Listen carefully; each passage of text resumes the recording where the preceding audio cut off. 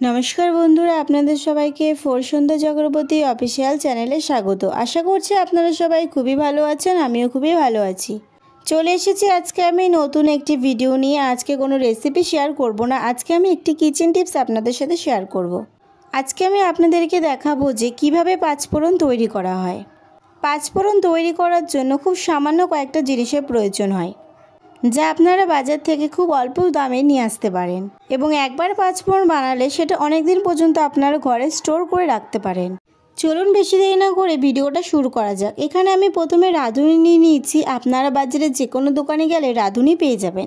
এরপর এখানে আমি নিয়ে নিয়েছি জিরে। রাঁধুনিটা যতটা পরিমাণে দিয়েছি জিরেটা তার থেকে কম পরিমাণে নিতে হবে। এরপর নিয়ে নিয়েছি মেথি। মেথিটাও কিন্তু এখানে জিরের থেকে সামান্য পরিমাণে একটু কম নিতে হবে। সবগুলো পরিমাণ সঠিকভাবে দিলেই তবেই পাঁচফোড়নটা ভালোভাবে তৈরি হবে। এরপর দিয়ে দেব কালো জিরে। আপনারা কিন্তু এখানে ব্যবহার করা প্রত্যেকটা জিনিসই বাজারে যে কোনো মুদিখানার দোকানে পেয়ে যাবেন। আর দিয়ে দেব মৌরি। এখানে মৌরিটা আমার কাছে নেই, আমি এটা স্কিপ করেছি। আপনারা এখানে মৌরিটা ব্যবহার করবেন, তবেই পাঁচফোড়নটা সঠিকভাবে তৈরি হবে। এরপর সবগুলো একসাথে আমি মিশিয়ে নেব।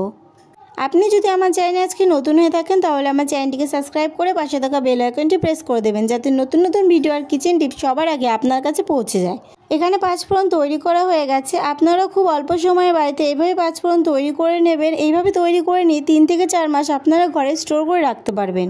দোকানের কিনে আনা পাঁচফোড়নের থেকে এটা অনেক বেশি ভালো হবে।